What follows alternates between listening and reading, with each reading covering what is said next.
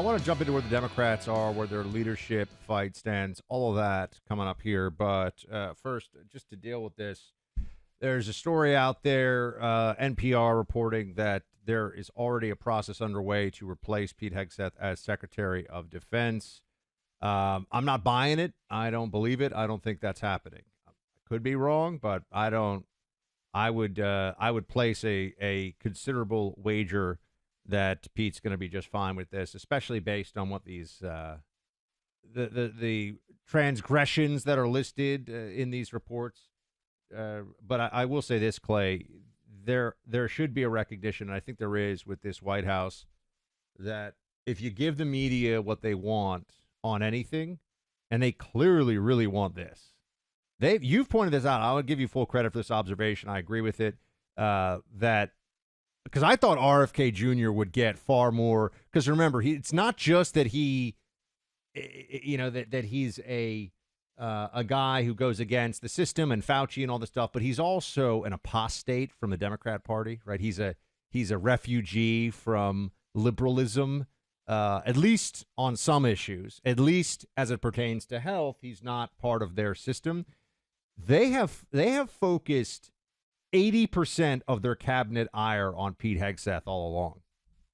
Yeah, and by the way, it's not just RFK Jr. Tulsi Gabbard did the same thing. I mean, she ran for president as a Democrat in 2020.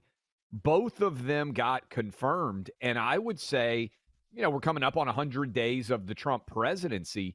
Compared to the amount of attacks that have come down on Pete Hegseth, it's pretty extraordinary how much of the fire has been focused on him. And I think one of the reasons is because he wasn't in the cool kids club in any way, because he was not a longtime Pentagon official. He didn't work his way up that way.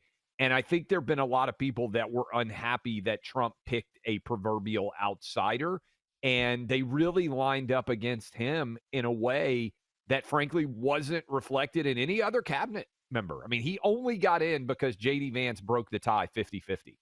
There were 3 Republicans who decided to vote against him, and nearly it came down to North Carolina senator whether or not he was going to get confirmed or not. And they haven't really relented on him since. Every story that has been written about him in the New York Times, the Washington Post, CNN, the usual suspects, they've all been negative. Not one single positive story has been written. I'll give you one that's actually hugely positive. The amount of people that want to serve in our armed forces since Pete Hegseth became defense secretary has skyrocketed. They may not like the fact that he's out working out with guys all over the world that are in our armed forces, but I think having a youthful defense secretary actually connects with a lot of 18 to 24-year-old dudes out there. I think saying, hey, we're going to hire people and we want you to kick the bad guy's ass, I think that's a lot more appealing than find your gender identity in the Marines, right? I mean, I think most of the young guys and gals that they are hiring that want to serve our country want to kick ass. That's what their goal is. And as is so often the case when it comes to opposition to the Trump administration, Clay, success for Secretary of Defense Hegseth, while good for the country, Democrats view it as bad for them. And so if he were able to continue on this pathway, to your point about making the military much more like the perception that the military was putting out. Do you remember some of the commercials for the Marines when you were growing up? And I remember seeing this, and they had the Marine dress uniform on and the sword, and you're like, this is badass. I think I might want to be a Marine, right? Some of the Army ads that you would see. I wanted to be a fighter pilot after Top Gun, Buck. They leaned in. I think they've done a good job with Top Gun Maverick, but when I was 5 or 6 and Top Gun, the original, came out, how could you watch that movie as a kid and not want to be a jet fighter pilot? Well, you definitely have the humility to be a fider pilot, so there you go. That's right. You know how you know who a fighter pilot is, right? When he walks in the room, he'll tell you. So I got to father-in-law jokes. I got to, I got. Did you see the this is funny. Did you see the story that went viral where the pilot saw an Instagram influencer, and did you see the story? It went mega viral. He just wrote a note, and it just said, "You are the most beautiful girl I've seen." in a very long time on a note on like a napkin and just put it down with her and wrote like Ben or whatever his name was. No phone number, no nothing else. And it just rocked the Instagram influencers world. She's like, some random pilot just dropped this note on my, like they were at like a restaurant or bar in the airport, and it went mega viral. Millions of people saw it, and everybody was like, that's a pilot life. Like these guys just have unbelievable self-confidence. They just roll right up to gorgeous girls, drop a note, don't even give their phone number, just keep walking. Anyway, this thing went mega viral, and I think ties in with that. I don't think they like.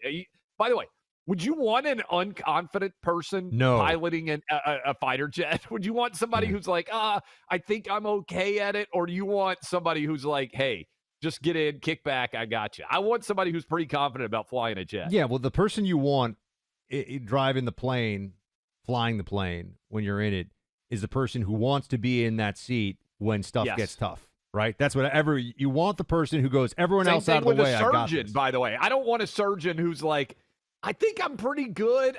Sometimes I get the wrong ventricle crossed up on the heart. No, I want somebody who's like, I am God's gift to surgery. Yes. I got you, brother. Don't worry. That's what I want. I can't speak to this that directly, but I see this from content on like TikTok and Instagram. There's these different characteristics of medical specialties, and cardiac and brain surgeons in particular, just like, hi, I'm God. Nice to meet you. That's what everyone always says. And you know what? A lot of those guys also learn how to be pilots, because I think they have like that idea that they are uniquely skilled, and it probably is the same mindset that translates to flying a plane that operating on a heart would require, I think, in many respects. Yes. Well, our friend Pete Hegseth also does not lack for confidence, and he is the Secretary of Defense right now, and he has, according to Caroline Levitt, this is cut one, fully standing behind Pete Hegseth at this point. Just play this for everybody. The president stands strongly behind Secretary Hegseth, who is doing a phenomenal job leading the Pentagon. And this is what happens when the entire Pentagon is working against you and working against the monumental change that you are trying to implement. Secretary Hegseth was nominated for this position because he is standing up for the war fighter, the men and women in uniform who are putting their lives on the line to protect our country and our homeland. And unfortunately, there have been people at that building who don't like the change the secretary is trying to bring, so they are leaking and they are lying to the mainstream media. We've seen this game played before. The secretary is doing a tremendous job, and the president stands strongly behind him. I don't see that swerving, changing, walk back. I don't think they're going to put Caroline out there. First of all, she's probably talked to Trump about this just a few minutes before making that statement. And look, it is the pleasure of the president, right? So you got to be in the mind of the man to know, but we know Trump pretty well, and I don't think he sees anything here that requires. The only thing that would get Pete canned would be disloyalty to the mission or disloyalty to Trump. To me, that's right. If he did either of those things, and by the way, then we would say, yeah, no, he's got to go. I don't know what happened, but neither of those things, Pete would saw off his own arm before either of those things happened. I also think Trump learned a lesson in the first term on many different levels, but one of them was it doesn't end.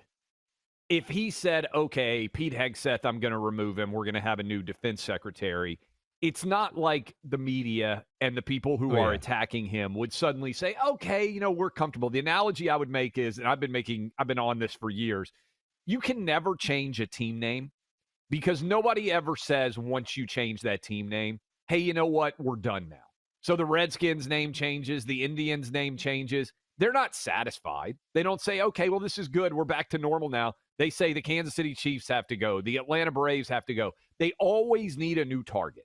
So if you are Trump, my advice to him would be, if you like the people you picked, which it seems he did and does, why in the world would you let people who don't have your best interest at heart in any way encourage you to change the choices that you have made so far? And I think he learned that. I think he had a little bit of, hey, I'll placate my critics. Oh, I'll go ahead and I'll make a shift here. If Hegseth's gone, who's next man up? It's either RFK Jr. or it's Tulsi. They come with them guns blazing every day. Well, that's exactly right. Trump knows all too well that if he were to replace his Secretary of Defense this early, and especially a Secretary of Defense who has been so closely associated with loyalty to the president and his mission. The headline in the New York Times is not Donald Trump in an about face and a moment of reasonableness and government government acumen or efficiency decided to make a decision that we all agree with. Perhaps we'll see a new. No, it's showing what disorder there is in the Trump administration. Trump has to toss out his Secretary of Defense. This is just the beginning. There's so many more who need to go.